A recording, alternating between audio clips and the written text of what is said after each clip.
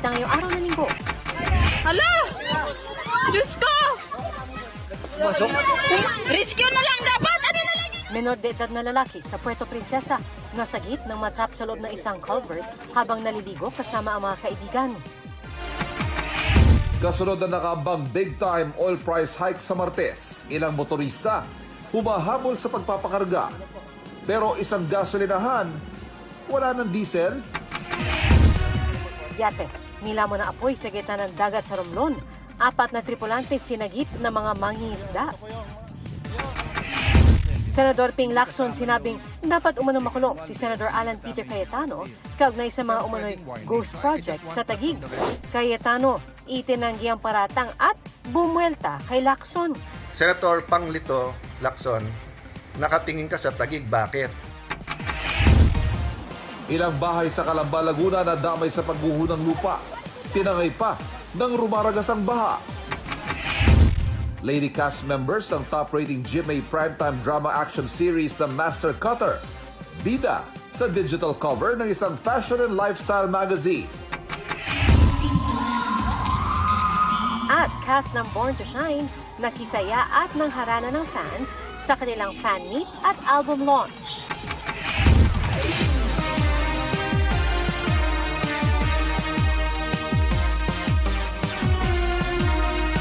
Nakatuto kami, 24 oras.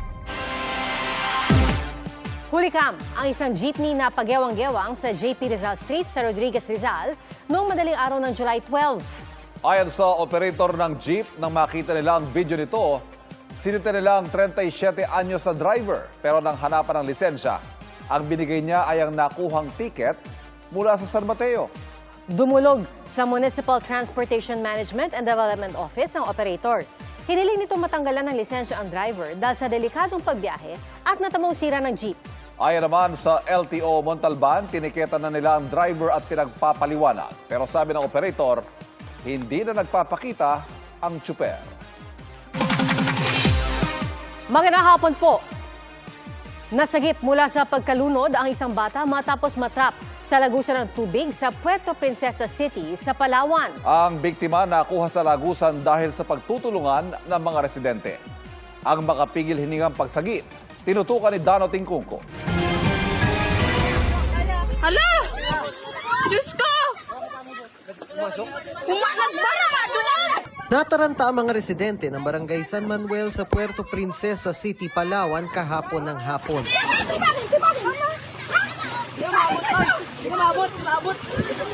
Pinagtutulungan nilang makuha ang isang batang natrap sa loob ng concrete culvert o lagusan ng tubig. Hala po! Walang malay at maputla na ang lalaking 11 taong gulang nang mahugot mula sa lagusan. Ilang minuto siyang binigyan ng chest compressions habang naghihintay ng ambulansya pero wala pa ring malay. Isang lalaking may kasanayan sa first aid ang nagsagawa ng mouth-to-mouth resuscitation. Nagbigay po tayo ng mouth-to-mouth doon. 2 beses, subalit hindi siya nag-response. Medyo kinabahan ako ng konti, pero tinitiyak ko na maging positive tayo. Sa kabutihang palad, nagising ang biktima. Ayon sa presidente ng Purok Kapatagan, naligo noon sa lagusan ng tubig ang biktima kasama ang ibang bata. Pabalik-balik na po daw silang lumalangoy dyan sa loob ng Embornal. Dahil sa kalakihan ng kanyang katawan, hindi siya basta nakalabas na yung time na panghuli niyang langoy po doon. Mabuti raw at may nakapansin sa pangyayari kaya agad nakahingi ng tulong sa iba pang residente. Dinala sa ospital ang bata. Ayon sa kanyang ina, nakakausap na ang bata pero patuloy na inoobserbahan. Yung iniinda niya lang yung dibdib niya, masakit, yung likod niya. Kagabi, nahirapan siya magingay kaya sakit yung dibdib niya. Tinag-spray po siya, may tubig daw po yung baga niya. Para maiwasan na ang kaparehong insidente, pinatakpan na ng barangay ang culvert o lagusan ng tubig. Nilagyan po natin ng steel matting na matibay, nakabuilt po yan. Hindi na makukuha yan, nakapako o nakakoncrete nila. Hindi na po yan mapapasukan ng mga bata. Dano Tingkungko, Nakatutok, 24 oras. Bukas na po magsisimula ang pagbibigay ng ayuda sa mahigit 7 milyong pamilya na kabilang sa Uplift Program. ang paglilinaw ng DSWD. Ngayong buwan lang ang manual payout habang ang mga susunod ay gagawin na sa mga digital wallet. Nakatutok si Bea Pinlac. Daluha ang 4-piece beneficiary na si Marites nang balikan niya ang panahong sadlak siya sa hirap habang mag-isang tinataguyod ang 6 na anak. Yung buhay na mahirap. Kahit tanghali na, wala ka pang bigas. Yan. Malilit pa sila. Mahirap. Super talaga. Pagtsatsagaan mo lang talaga, kinayak talaga. Si Jessie na minimum wage earner ang asawa at benepisyaryo ng Walang Gutom program, umaaray sa pagmahal ng mga bilihin. Kaya malaking tulong aniya ang ayuda. Pandagdag gastos. Mahal po ng bilihin kasi ngayon po, pandagdag din po sa baon nila. Hindi lang po kasi pagkain ang iniisip, lalo pag nagkasakit yung bata. Kabilang sina Marites at Jessie sa 7.5 million households na makatatanggap ng ayuda sa ilalim ng programang Uplift o United Package for Livelihoods, Industry, Food and Transport simula bukas. Ang mga tulad nila na 4-piece at Walang Gutom program beneficiary, isang beses lang makakakuha ng 2,000 pisong ayuda sa ilalim ng Uplift program. Kulang pa rin. Kaya kahit 4-piece ka, maghahanap buhay ka pa rin. Hindi ka pwede umasa sa 4-piece. Kaya talaga maghahanap buhay ka. Naabisuhan na si Marites na simula sa Martes, pwede na niyang makuha ang 2,000 piso sa kanyang Land Bank ATM. Merong advisory ang program na management office saying that pwede na silang pumunta sa kanilang mga land bank branches. May ganyang notification. Ang mga tukoy na kabilang sa poor at near poor families base sa Community-Based Monitoring System o CBMS ng PSA noong 2024, makatatanggap ng 2,000 piso kada buwan simula Hulyo hanggang Disyembre. Nakikipag-ugnayan ng DSWD sa local government unit para sa pamamahagi ng ayuda. So similar to what we did in the cash relief assistance, we coordinated with the local government units for the identification of payout sites and for yung additional manpower and of course security. Pero sabi ng DSWD, ngayong Hulyo lang magsasagawa ng manual payout para sa kanila. Dapat yung succeeding payout activities, it will be done through digital wallets. So on the first payout nila, after nila makuha yung kanilang uplift assistance, there will be a separate test for them to be enrolled in whatever electronic or financial service provider available in their respective local government units. 6 na bonding makakakuha ng 2,000 pisong ayuda ang mga manggagawang nasa 20,000 pesos pababa ang SSS monthly salary credit at kasama sa CBMS. SSS will send a notification to their members. Meron palang app ang SSS eh. So, dun sa app, may ilalabas na notification and mag-i-email din ng SSS doon sa qualified beneficiaries. Ang requirement kasi niyan, dapat meron siyang special disbursement account with SSS. Yun. So, lahat ng kanilang uplift assistance will go through that platform. Bea Pinlac, Nakatutok, 24 Oras. Inaalam ngayon kung ano nga ba talaga nangyari sa babaeng nabundol ng truck at napuruhan ng kaliwang braso matapos ang alanganing pagbaba ng jeep sa Osmeña Highway sa Maynila. Nananawagan ng tulong ang mga kaanak ng biktima. Nakatutok si Jamie Santos. Sa viral video na ito, nakuha pasado 2:00 ng madaling araw noong Huwebes, isang lalaki ang humahabol at sumampa sa umaandar na jeep. Humarurot noon ang pampaserong jeep patawid sa Osmeña Highway sa Maynila. Sa isa pang video, makikita sa unahang bahagi ng jeep ang tila alanganing pagbaba ng isang babae. Ilang saglit lang, nabundol siya ng paparating na truck at pumailalim pa sa sasakyan. Duguan ng babae na nakahandusay sa kalsada. Kaliwang braso ang napuruhan sa kanya. Agad siyang dinala sa ospital. Ayon sa kaanak ng biktima, pauwi na noon ang babae at ang mga kasama mula sa pagtitinda nang magkaroon nila ng komosyon sa loob ng jeep. Nandun po kasi siya sa unahan ng jeep, katabi po ng asawa ng driver. Ngayon po, akala po siguro mag 1, 2, 3. Nagbayad po siya, kumbaga parang nagalit pa po yung asawa. Ang sinabi niya lang sa akin, ate, kung bakit ako na-disgrasya, hinawakan ako nung asawa ng driver, 2 kamay ko at tinadyakan ako palabas. Wala umano silang balak magsampa ng kaso pero nais nilang maipagamot ang biktima hanggang sa gumaling ito. Pero ayon sa Manila District Traffic Enforcement Unit, kasama ang biktima sa grupong humahabol sa jeep na kumaripas dahil sa takot matapos may mambato sa kanyang sasakyan kahit pa nakapula ang traffic light. Yung grupo po nila, yung nasagasaan, nandun po sila sa, nahabol po nila yung jeep. Sumabit po sila. Wala pong tumulak sa kanila. Nakipag-ugnayan na sa pulisya ang truck driver na tumakas matapos mabundol ang biktima. Ayon sa Manila Police District, nakatakda ng sumuko ang driver na posibleng maharap sa kasong reckless imprudence resulting in serious physical injuries. Jamie Santos, Nakatutok, 24 Oras. Nagpapakarga na ng langis ang ilang motorista para maunahan ang nakaambang mega oil price hike sa Martes. Pero ngayon pa lang, may mga gasolinahang wala na umanong supply. Mula sa Quezon City, Nakatutok live si Darlene. Darlene? Pia, 2 araw pa bago yung nakaambang malakihang taas presyo sa produktong petrolyo pero nagkakapila na dito sa ilang gasolinahan sa Quezon City tulad na lang dito sa Philcoa. Sunod-sunod ang dating ng mga nagpapakargang motorista sa isang gasolinahan sa Fairview, Quezon City. Sabi ng mga nakausap namin, inunahan na nila ang nakaambang big-time oil price hike sa Martes na ayon sa industry source ay aabot sa 11 piso kada litro sa diesel at aabot sa 4 na piso kada litro sa gasolina. Si Rizalino hindi na muna gagamit ng sasakyan sa linggong ito. Malamang magko-commute na lang ako. Kahit na mahirap magkasakay sa pag-uwi, siyempre aanuin ko na lang. Tsatsagain ko na lang po.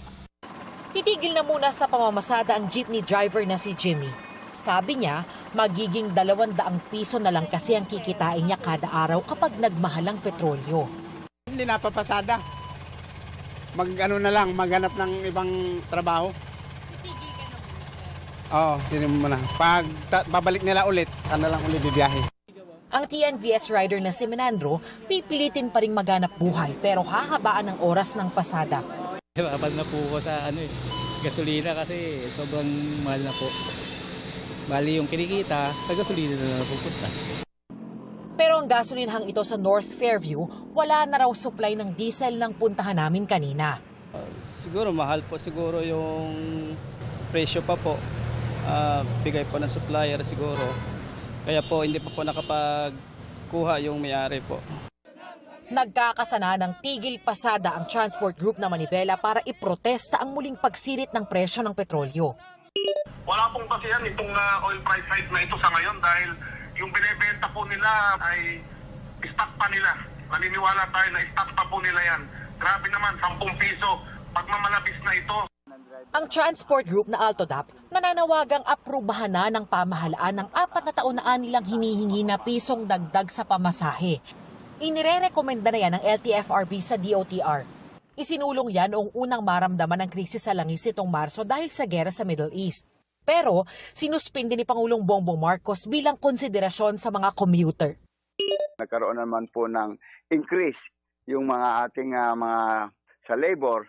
Sana naman po pagbigyan na rin kami dahil maawa naman po sana si kagalang-galang na presidente sa amin dahil unang-una talaga pong kami ang tinatamaan ng lubusan itong pagtaas ng ating diesel. Parang namamalimos kami. Sakaling pagbigyan ng taas pasahe, hindi mo na titigil sa pagpasada si Rodel. Malaking pakinabang din sa amin yun, sakali. Para sa Manibela, kulang ang pisong dagdag pasahe.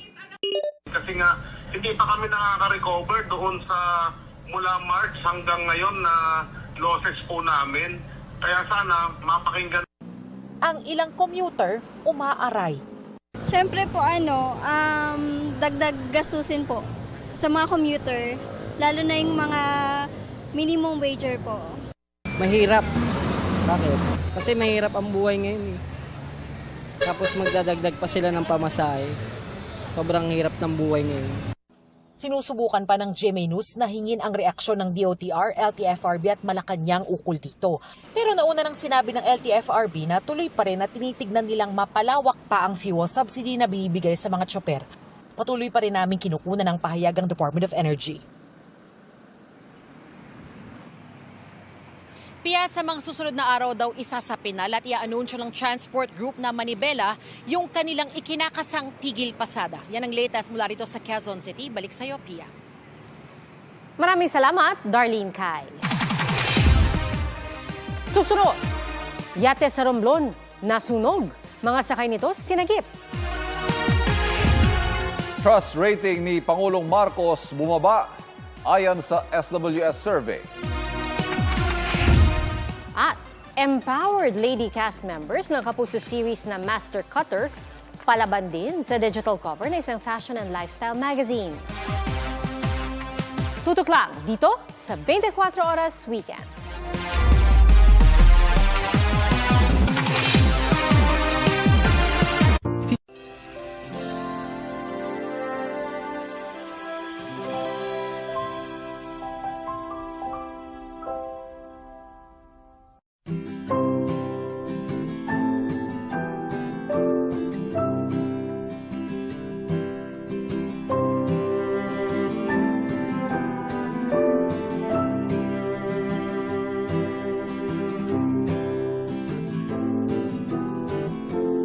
Sa kasaysayan ng Pilipinas, 5 opisyal pa lang ang na-impeach ng House of Representatives. Pero ang umabot lang sa impeachment trial ay sina dating Pangulong Joseph Estrada at dating Supreme Court Chief Justice Renato Corona. Hindi umabot sa deliberation o paghahatol ng senator judges ang paglilitis kay Estrada. Naudlot ang impeachment trial nang mag-walk out ang mga prosecutor dahil mas maraming senador ang bumoto para pigilan ang pagboto. Isang yate ang umapoy sa gitna ng dagat sa Romblon. Agad nakaresponde ang mga mangingisda sa lugar. Nakatutok si Von Aquino. Ay, kita sa videong ito ang paglagablab ng isang yate sa laot ng San Fernando Romblon alauna ng hapon. Ang 4 na crew ng yateng MY Jason makitang nire-rescue ng ilang mangingisda at pinaakyat sa kanilang bangka. Rumesponde rin ang mga tauhan ng Philippine Coast Guard. Sa aerial shots ng PCG, kita ang naglalagablab na yate. It's also a fishing area. May mga fishermen na dun sa area that were able to witness the fire. Yung nakita ko po nung tineleskopyo ko, hindi pa parang kulay white siya na barko na hindi masyadong maaninag maaninag ko kung cargos ba o tanker. Basta umakapal yung usok po kasi niya na umaapoy. Ayon sa PCG, nilipat sa responding PCG team ang 4 na tauhan ng yate at kinumpirmang ligtas at walang inireport na nasugatan. 4 sila and all are in good physical condition naman but of course nadaan pa sa mas masusing medical evaluation yan. Sa inisyal na investigasyon ng PCG, umalis ang MY Jason mula sa Subic Yacht Club alas 10 ng umaga noong July 17 patungong Consolacion, Cebu. Sabi ng kapitan ng yate, nagsimula ang sunog mula sa engine compartment. Ayon pa kay PCG spokesperson Commodore Noemi Cayabyab, kapag nakontrol na ang sunog, hahataki nila ang yate patungo sa ligtas na daungan. Nag-abiso na rin ang PCG sa mga sasakyang pandagat na umiwas muna sa lugar kung nasaan ang natupok na yate. Von Aquino, Nakatutok, 24 Oras. Nangangamba ang mga TNVS riders sa kanilang kaligtasan sa pagtanggap ng mga booking ng mga pasahero kasunod po ng ilang insidente ng pang-hold up at pagpatay sa kapwa nila motorcycle taxi rider. Ang tugon po ng LTFRB sa pagtutok ni EJ Gomez. Sa viral photo na ito nakuha ng isang pasahero madaling araw noong Huwebes, July 16, may nakasulat na, "Buntis po ang asawa ko, wag niyo po ako sanang saktan."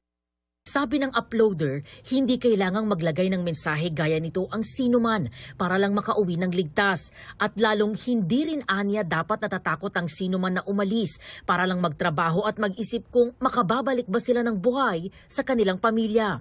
Ang motorista namang ito hindi napigilang maluha sa nakitang nakasulat ding mensahe sa helmet ng isang rider na nakita niya sa gitna ng traffic. Bakit?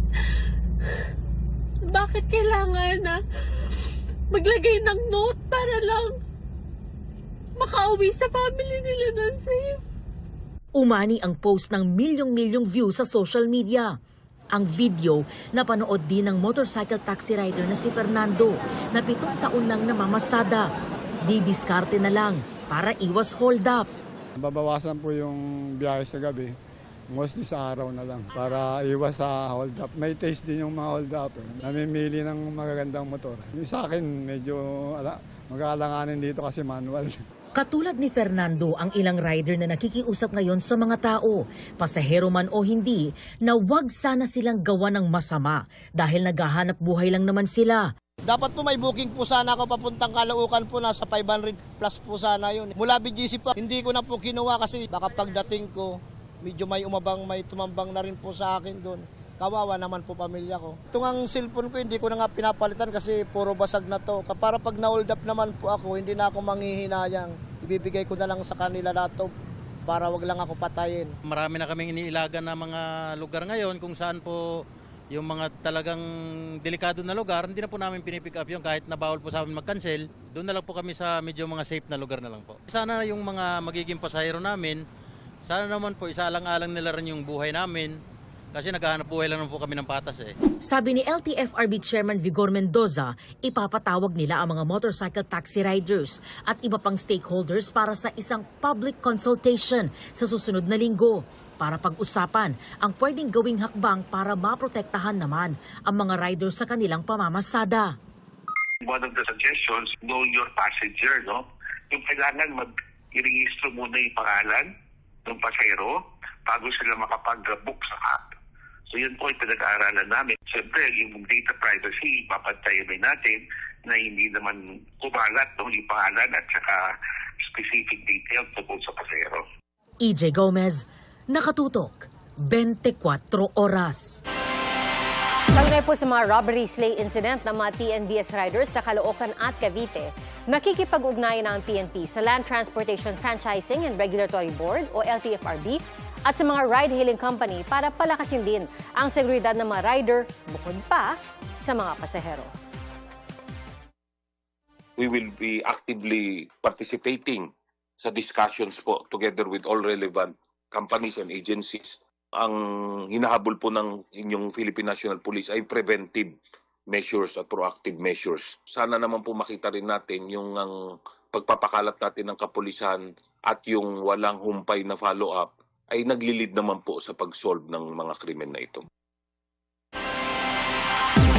Bumaba ang trust rating ni Pangulong Bongbong Marcos sa second quarter ng 2026 base sa survey ng Social Weather Stations.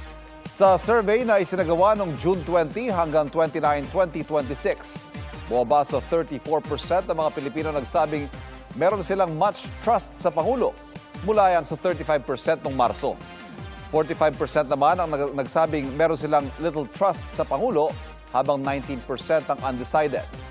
Napanatili ni Vice President Sara Duterte ang kanyang trust rating ngayong second quarter na 57%. 27% na nagsabing may little trust sila sa bise, habang 15% ang undecided. Kinomisyon ng Strat-based group ang survey na ang resulta inilabas isang linggo bago ikalibang State of the Nation address ni Pangulong Marcos. Meron itong 1,200 respondents at error margin na ±3%. Huwag palagpasin. Mga bahay sa Calamba, Laguna, inanod. Cast ng GMA Prime drama na Born to Shine, nakisaya sa fans. At ang inspirasyon at motivation ng mga babaeng bida ng Master Cutter. Tutok lang sa 24 Oras Weekend.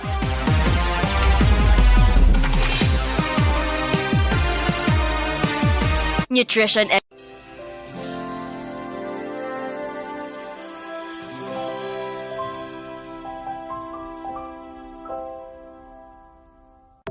August 2012 nang pumasok sa Philippine Area of Responsibility ang Typhoon Saula o Bagyong Hiner.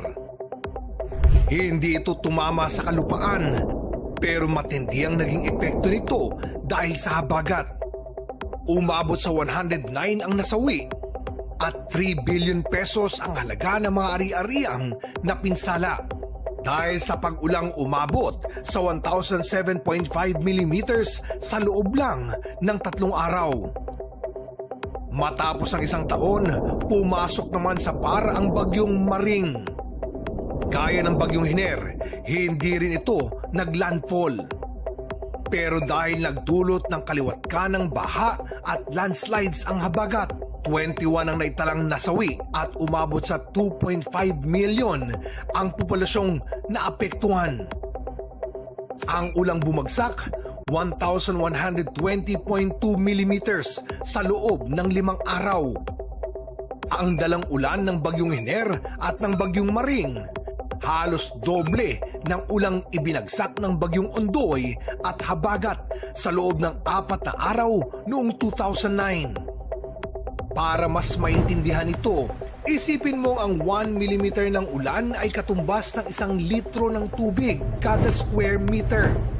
Kaya kung 1,000 millimeter ang rainfall, katumbas ito ng 1,000 litro o 1 metric ton ng ulan kada square meter.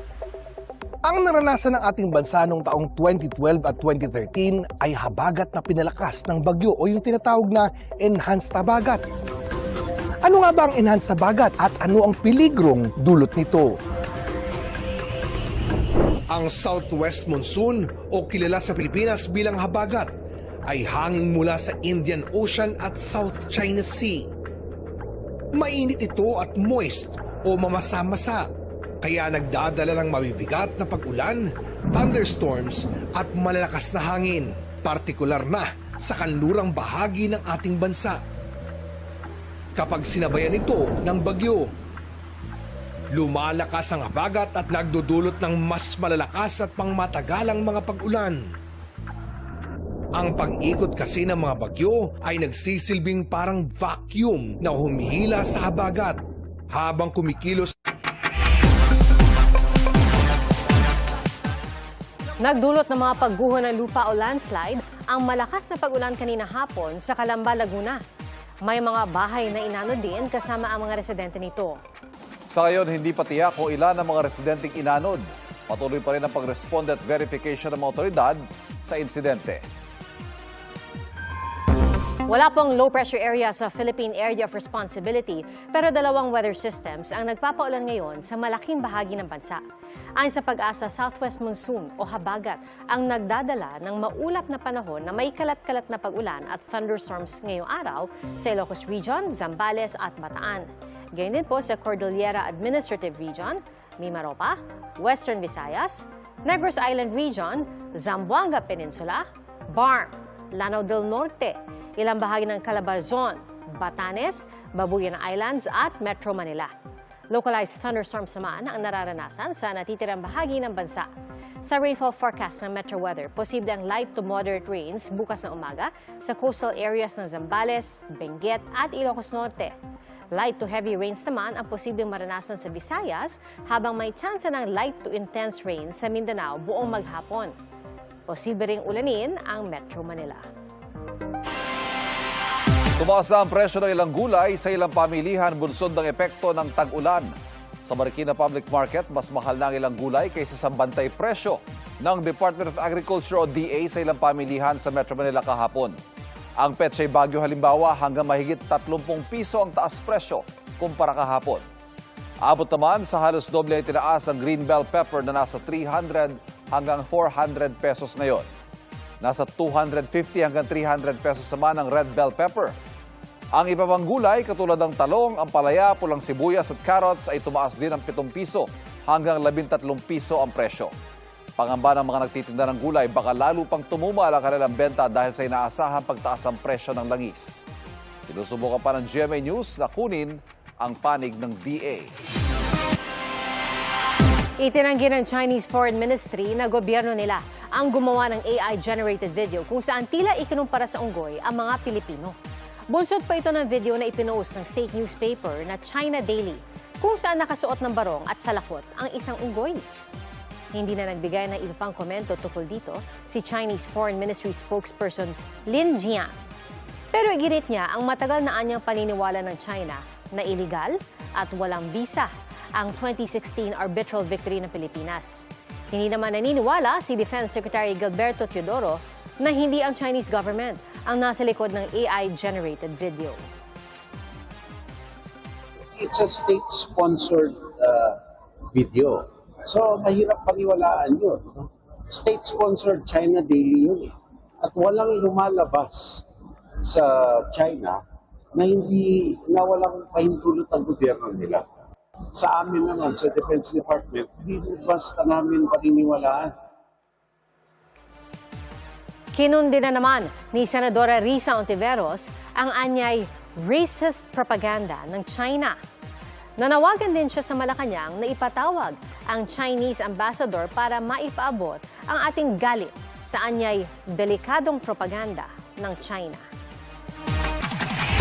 Up next, ang mga nakakakilig na eksena sa naging second album launch ng Born to Shine. Non-stop ang pagtutok dito sa 24 Oras Weekend.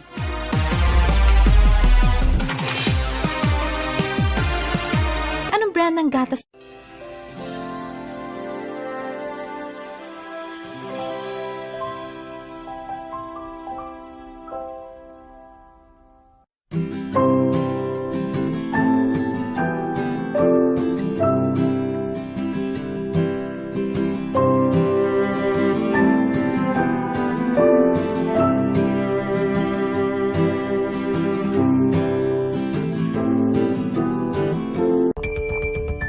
Paano nagiging convicted o acquitted ang isang opisyal sa impeachment trial? Nakasalalay yan sa bilang ng boto ng mga mambabatas kung guilty o not guilty ba ang opisyal sa inihaing articles of impeachment laban sa kanya. Iikot ang impeachment trial sa Articles of Impeachment. Ito ay formal na kasulatang naglalaman ng mga paratang o batayan para sa impeachment ng isang opisyal. Bago matransmit o maendorso ang isang Article of Impeachment sa Senado, kailangang pabor dito ang hindi bababa sa 1/3 ng lahat ng miyembro ng House of Representatives. Oras na makuha ang kinakailangang boto, itatransmit ang Articles of Impeachment sa Senado at magko-convene ang Senado bilang impeachment court. Dito na magsisimula ang impeachment trial. Sa puntong ito, ang opisyal na lilitisin ay itinuturing ng impeached official. Ipatatawag ng Senado ang impeached official at kailangan niyang dumalo sa paglilitis o ang kanyang kinatawan para sagutin ang bawat charge sa Articles of Impeachment. Kahit hindi siya dumalo o magbigay ng sagot, itutuloy pa rin ng Senado ang trial. Batay sa Senate Rules of Procedure on Impeachment Trials, kailangang litisin muna ng senator judges ang bawat isa sa Articles of Impeachment. Matapos madinig ang panig ng prosekusyon at ng depensa, boboto ang mga senador kung guilty ba o hindi ang impeached official sa bawat articles of impeachment. Hindi sapat dyan ang majority votes of 50% plus 1 dahil kailangan ng high voting threshold. Ibig sabihin, kailangan nila ng supermajority o bilang ng boto kung saan walang dudang pabor sa desisyon ang nakararami. 2/3 o 16 mula sa 24 senator judges ang kinakailangang. Kasunod ng pagsabog ng granada sa Sharif Agwak, Maguindanao del Sur kahapon, may grenade blast din sa isang command outpost ng militar sa Maguindanao del Norte. Nakatutok si Efren Mamak ng GMA Regional TV. Sa kuha ng CCTV, makikita ang lalaking rider na ito na huminto sa tabi ng kalsada sa barangay Makagiling, Sultan Kudarat, Maguindanao del Norte mag-aalas 8 kagabi. May inihagis siya sa command outpost ng headquarters ng Charlie Company 7th Infantry Battalion. Bigla itong sumabog. Agad tumakas ang naghagis, walang sugatan sa insidente. Ayon sa 6th Infantry Division ng Philippine Army, tinutugis na ang salarin na posibleng paghihiganti ang motibo. When the leader of BIFF, Commander Bungos, was killed last month, mayroon na mga balibalita, may mga information na maaring mag-retaliate sila.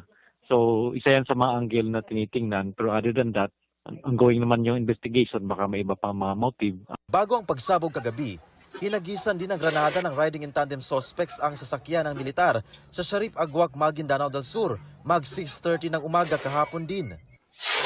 2 sundalo at 3 sibilyan ang sugatan. Ayon sa Philippine Army, May mga suspect na sila sa naunang pagsabog pero hindi pa muna nila ito isinapubliko. Inaalam pa kung may kaugnayan ang nasabing mga suspect sa magkahiwalay na pagsabog. We cannot really say this time kung magkasama yung two unidentified armed men na responsible sa throwing ng hand grenade doon sa Sharif Agwak, kung the same group or the same personalities naghagis naman ng grenade dyan sa headquarters ng Charlie Company ng 7IB sa municipality ng Sultan Kudarat. Nagpapatuloy ang pagpapatupad ng mahigpit na seguridad sa nasabing mga bayan sa gitna ng idaraos na parliamentary election sa Bangsamoro Autonomous Region in Muslim Mindanao sa September 14. Mula sa GMA Regional TV, Efren Mamak, nakatutok 24 oras.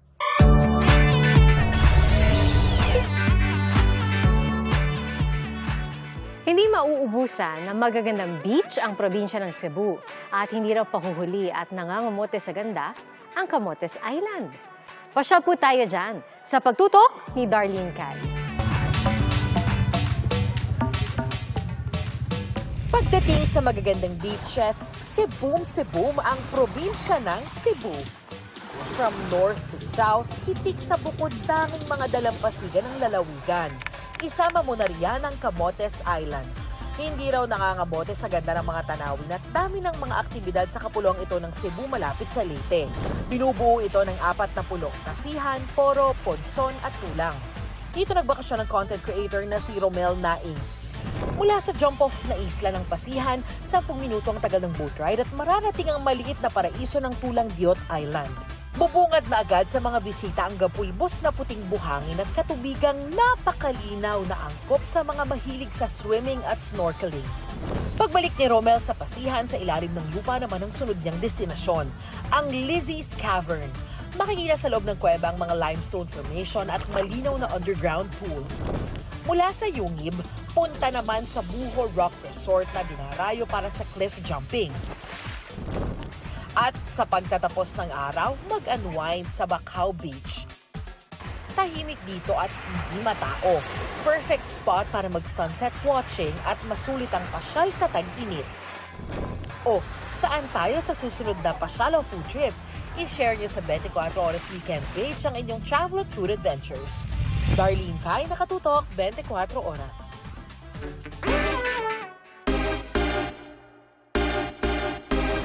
Nagngangalit na tubig, humahampas sa mga bato sa gitna ng banayad na paligid. Ngayong kumakagat ang tag-init. Damhin ang adrenaline rush sa Cagayan de Oro. Hindi lang isa, hindi lang dalawa, kundi mahigit 10 rapids ang magpapakabog ng dibdib sa tinaguriang whitewater rafting capital ng bansa. Siyempre, safety first bago magpaagos. Ang mga sasalang sa adventure i-orient sa safety briefing, pagsusuot ng helmet at life vest na kasama na sa kanilang package. Sa isang raft, 6 na tao ang kasya. May kasama pang 2 guide na siyang titimon kung kailan sasagwan at paano haharapin ang mga malalakas na agos ng tubig. Matindihang kapit talaga ang kailangan. Ang doktor na si Kim, unang beses daw sinuong ang mga rapido ng CDO. Kinakabahan ako na na-excite kasi first time ko nga siya. Very exciting siya gawin. Tapos matitest talaga yung balance mo. Tapos sobrang saya lang niya. Lalo na pag yung mga kaibigan mo nalalaglag. Pag nakaramdam na ng pagiging trentahin, pwedeng time out muna sa pagsagwan.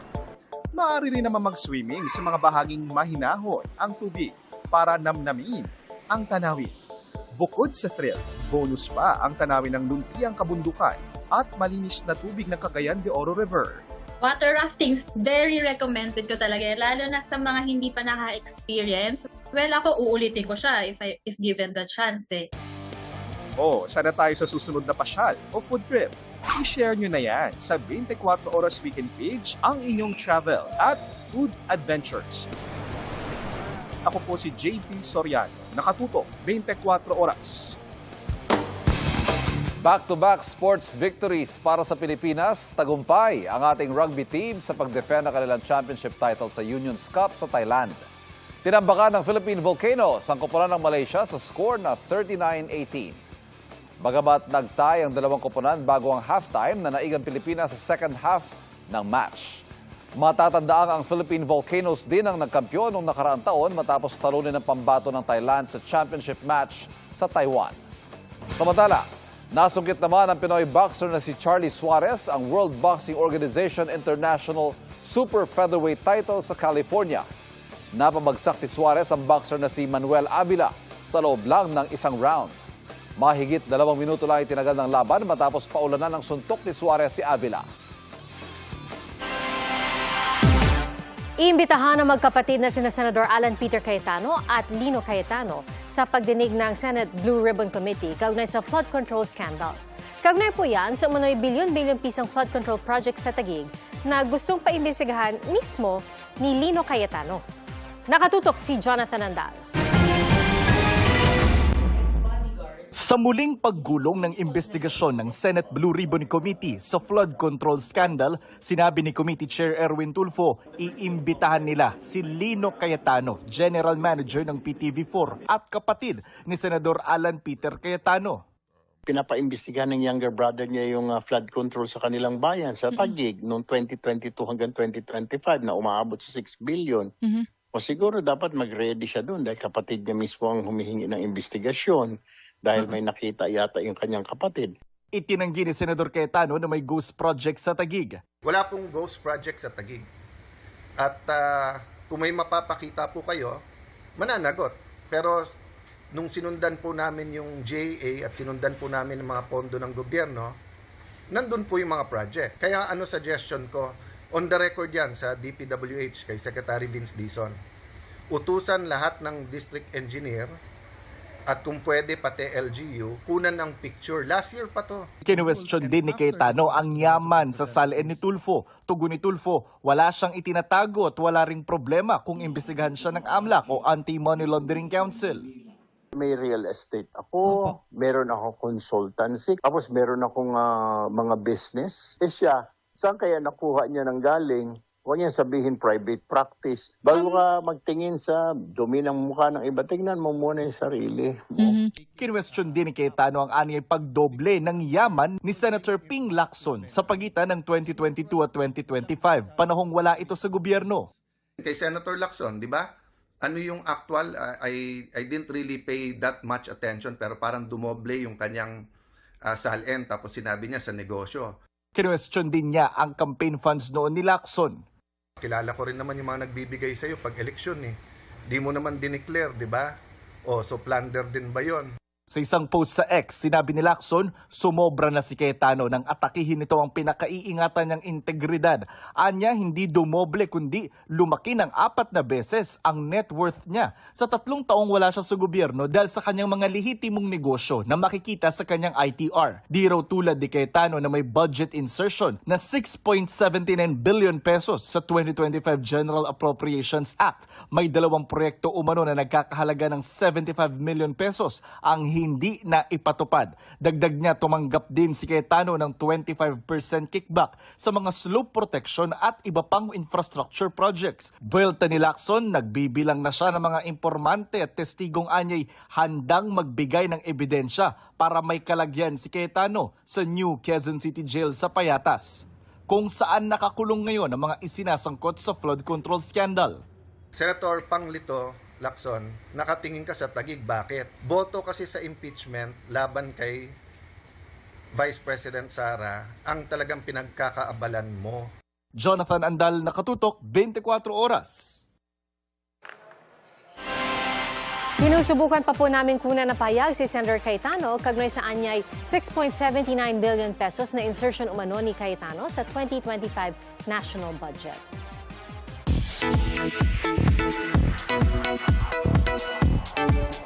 Nagpakilig ang cast ng Born to Shine sa kanilang mall show kung saan nangharana din sila kasabay ng kanilang second album launch. Makichika tayo kay Aubrey Carampel. Dinagsa ng U-mates at mga kapuso ang mall show at second album launch ng Born to Shine sa isang mall sa Muntinlupa kahapon. Personal na napanood ng fans ang live performance ng Yumi na binubuo ni Zephanie, Olive May, Naya Ambi, Gea Mesha at Mitzi Josh. Nakisabay pa sa kanila ang Little You-mates na naka-outfit din ala Yumi. Kabilang naman sa pinerform ng girl group ang kanilang new song na included sa kanilang second album na Ikaw Ang Dahilan. Sobrang puno lang po talaga kami ng pasasalamat. Hindi lang sa mga taong susuporta pero sa lahat ng mga taong nasa likod din ng Born to Shine na nagtiwala at talagang nag-open ng doors para sa aming lahat. And we're just really happy. Na-enjoy po namin lahat ng to. Very grateful po ako na tayo pong pumunta kasi malayo po yung venue eh. Meron pa pong alam ko mga taga-QC na dumayo talaga from here. Ay po, very grateful po ako and happy. Kumanta rin si Nate Michael Sager. Excited daw talaga sila for their second album na ang mga kanta ay nababagay din sa kanilang mga karakter sa musical drama series. Ako naman, paborito ko talaga yung recent song ko, Paano Ka Ba Sasabihin? I feel like it's a song that the Gen Zs or everybody can relate to. Something about telling your feelings na hindi mo alam kung paano siya sasabihin, di ba? May kilig moment and sweet duet din si Olive May and Kobe Brown na gumaganap as Megan and JC sa serye. Naging mas masaya pa ang hapon dahil nag-perform din ng ibang Born to Shine members, gaya ng mga OG diva na sina Rosel Nava, Tina Paner, Manilyn Reynes at Vina Morales. Naroon din sina Migs Cuaderno, Ralph Miyako, AJ Oteiza, Dan Cruz at Smokey Manaloto. Aubrey Carampel, updated sa Showbiz Happenings. At yan po ang mga balita ngayong weekend. Ako po si Pia Arcangel. Ako po si Ivan Mayrina. Ito ang GMA News. Walang kinikilingan, walang pinoprotektahan. Noon at ngayon, serbisyong totoo. At dahil hindi natutulog ang balita, nakatutok kami 24 oras.